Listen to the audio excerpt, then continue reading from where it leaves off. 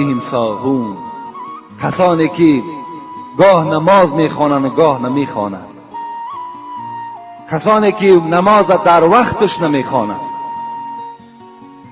کسانی که در نماز بی پروا هستند،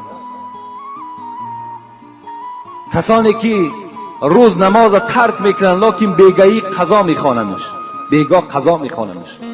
انا همین ویل برای اونهاست، برای کسایی که در نماز بی پروا هستند، برای کسایی که نماز قضا میکنند، برای کسانی که نماز از وقتش گذرانیده بد میخوانند.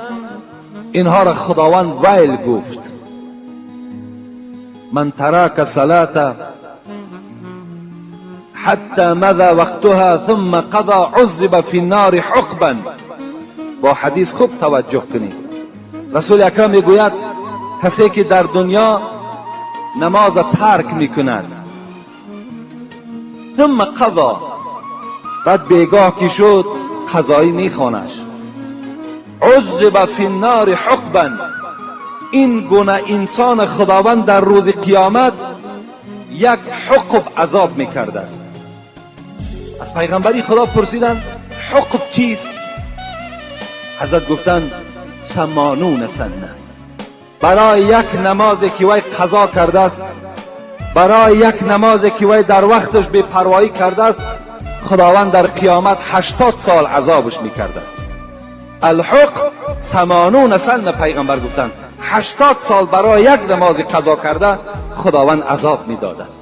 السنه، باز رسول اکرم دوام دادند، السنه 360 یوما. یک سال پیغمبر خدا گفت میدانین که 360 روز است، لکن حضرت گفتند روزهای قیامت گفتند یک روزش 1000 سال این دنیا دا برابر می شود. یک روز قیامت برابر 1000 سال این دنیاست. در کتاب در زیر همین حدیث صاحب کتاب خود رقم مانده است. گفته است برادرای عزیز، گفته است بیدار شوین که برای آدمی که نمازش را قضا میکند، برای آدمی که در وقتش نمازش نمیخواند، کار دنیایی برای او با ذوق شوق پیدا می شود و نماز بعداً میخواند، حضرت گفتند 80 را به 360 ضرب کنید و بعداً حاصل اینه به 1000 ضرب کنید، در آخر برآوردن رقمش 28800 سال برای یک نماز قضا عذاب کرده میشه. 28,800,000 سال. گفتن برای یک نمازی که انسان بی پروایانه قضا میکنه. پس وای به حال بی نماز. وقتی آدمی که در نماز اینقدر بی پروا باشد، قضا خواند، 1000 عذرهای بی معنی را پیش میارد، لباسم بی نماز است، کار مشکل است، آب طهارت نیست، وقت خنک است، بعدا میخوانیمش. وقتی که اینقدر سالی دراز برای عذاب باشد، پس وای به آدمی که در دنیا بی نماز از دنیا میگذرد، وای به حالش. چه عذاب سخت دردناک برای او منتظر است. البته آگاه باشیم که هر چیزی که در دنیا شما کاری دید، حاصل وی در قیامت همون گونه میبرداریم. حضرت لقمان حکایه میکنن که بار مولاش گفت که لقمان گفت امسال گفت برای من جو بکار، جو. حضرت رفته در زمین کنجید پرداختند. وقتی که حاصل شد، حضرت کنجید را درآویدند و نزد مولا بردند و گفتند، مولا گفتند حاصل برداشته شد. حضرت آمدن نگاه کردن مولای لقمان که خوابچه ها پر از کنجید است. گفت من بر شما نگفته بودم که برای من این سال جو کاره. حضرت لقمان گفتند من تصور کردم که اگر کنجید در زمین پرتافته شود شاید که حاصل جو شود. این مولا گفتند تو ابله بوده ای، تو بی عقل بوده ای، نخواد که کنجد در زمین پرتافته شود و حاصل جو برداشته شود. گفتند من ابله نیستم، بلکه شما ابله هستید، زیرا که چگونه که شما گناه میکنید و باز دائم در زبان شما این است که من فردا وارد جنت میشوم. من هم تصور کردم که اگر کنجد پرتافته شود شاید که حاصل جو گردد. یعنی وقتی که انسان گناه میکند، بینمازی میکند، باز امروز در بین ما و شما یک شعار است همین دل تازه باشد. این نماز، این عبادت، این مسجد، ولی بعضی دخترهای هستند که خدا برکتشان دهد که مثال سطرها دارن، با بعضی زنهای دیگر اونها را با مذاق میکنن. همین سرتم شاده هم که باشد دل تازه باشد. این شعار، این شعاری ابلهی، این شعار یهودی در تمام مردم ما و شما بی نهایت پریشان شده است. هر عملی که ما و شما میکنیم در نزد پروردگار همان عمل را ما و شما منتظر باشیم. و از همه چیز مهم برای ما و شما امروز نماز است. رسول اکرم میگوید مروا اولادکم بالصلاة و هم ابناء 7 سنین واضربوهم و هم ابناء 10 و فرقوا بینهم فی المضاجع.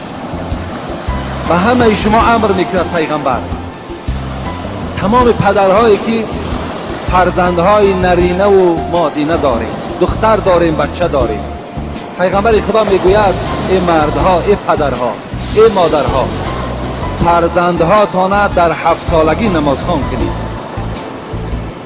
پدرهای عزیز، فقط نماز در ذمه شما فرض نیست، یا این مسئولیتی که کلانی هست که شما از پشت این فرزندها در نزد پروردگار جوابگر هستین. دخترها و بچه ها را امر به نماز کنین. پیغمبر امر دارد مروا اولادکم، امر کنید فرزندهاتونه. سحر که خود خیستی بیدارش کن، دلت بابای نسوزد، بیدارش کن. 7 سالگی در رسول اکرم گفتن امر به نمازش کنین. واضربوهم و هم ابناء 10. وقتی 10 ساله شد و این فرزند تو نماز نخواند و یا لخت کوب کن، وی را بزن که وی در نماز قائم شود. و فرقوا بینهم فی المضاجع، در 10 سالگی جاگه خوابشان جدا کنید. یعنی جاگه خوابی که اگر همراه شما باشند و ها را در دیگر خانه برید. اگر دختر و بچه یک جا خواب باشد جاگه های خوابشان جدا کنید. کاری کنید که این فرزندها هم در آخرت دامنگیر شما نشد. این است باب بی نماز. این است کسانی بی سعادتی که در دنیا نماز نمی خوانند. یعنی این گونه وعیدها و این گونه عذابها برای هر کدام او چی هست؟ منتظر است. خوش به حال همون برادرانی که یعنی به هیچ حالت نظر نمی کنند، دائم با نماز هستند. فقط در آخر من به شما یک حدیثی را خبر می دهم که فکر می کنم خیلی باید تأثیر کننده باشد و خیلی باید که شما را از خواب بیدار کند. که حدیث است از پیغمبر خدا که من احرق 70 مصحفا، اگر در بین شما یک نفر پیدا شود و 70 دانه قرآن را در آتش بسوزاند. البته ما و شما چی گناهی وزنینی هست و چی جمله مشکلی هست که انسان باید تلفظ کرده نمیتواند. اگر شخص در بین ما و شما پیدا شود که 70 قرآن را سوزاند، قرآن خطا خواندنش گناه است، قرآن بی طهارت قپیدنش گناه است، اینها وقتی گناه باشد پس سوزاندن او را شما تصور کنید که چند قدر گناه است. وقتی سخن خدا را تو در آتش بی پروایانه می سوزانی. من احرق 70 مصحفا، کسی که اگر 70 قرآن را در آتش بسوزاند و قتل 70 نبیا، اگر کسی که بعد این 70 دانه قرآن سوزاندن باز قرار نگرفت و 70 پیغمبر را به دست خودش قتل کرد، این یک آدم قتل کردن و من یقتل مؤمنا متعمدا فجزاؤه جهنم خالدا فیها غضب الله علیه و لعنه و اعد له عذابا عظیما. خدا در سوره نساء میگه اگر یک تای شما یک برادر مؤمن قتل میکنین، خداوند میگوید که این قاتل، این آدم کشه، خالدا فیها، من در دوزخ مخلد میگذارمش نیستم، ابدی در عذاب دوزخ گرفتار میشود.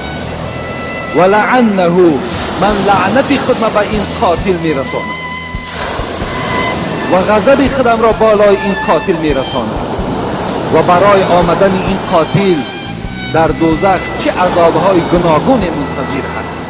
یک آدم مؤمن وقتی که یک نفر میکشه، این گناه را تصور کنید که 70 قرآن سوزانید، بعد سوزاندن 70 قرآن باز چکار کرد؟ 70 پیغمبر دیگر را قتل کرد.